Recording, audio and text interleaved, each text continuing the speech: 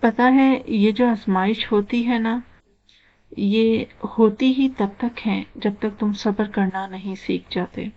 اور اللہ آزمائش ہمیشہ برداشت کے مطابق رکھتا ہے۔ وہ جانتا ہے کہ کس کو کب اور کیا دینا ہے۔ وہ اپنے فیصلوں میں ذرا سی بھی جلدی اور دیر نہیں کرتا۔ ورنہ اللہ آزمائش تو بہت مختصر سی رکھتا ہے۔ جس نے سمیٹ رکھی ہیں یہ دونوں جہاں اپنے اندر، اس کو معلوم ہے کب کن کہہ کر تمہارے دل کو بھی سمیٹ لینا ہے۔ اس سے زیادہ محبت کرنے کا دعویٰ کوئی بھی نہیں کر سکتا۔ پھر ذرا سی دیری کو اس کا انکار سمجھ کر تم نے مانگنا کیوں چھوڑ دیا؟ دعائیں تو وہی قبول ہوتی ہیں جو صبر سے بار بار مانگی جاتی ہیں، جن کا جواب تک نہیں آیا۔ وہ اللہ کے پاس تمہاری امانت محفوظ ہے۔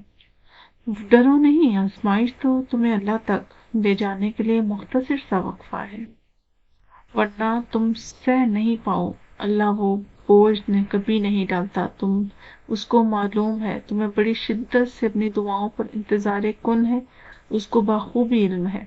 اختتام میں تمہیں مایوس نہیں لوٹاتا۔ صبر رکھو، اس آزمائش کے ساتھ تمہاری دعاؤں کا پورا ہونا لکھا ہے۔ صابروں کا صبر وہ ہرگز ضائع نہیں کرتا، بس یہ یاد رکھنا۔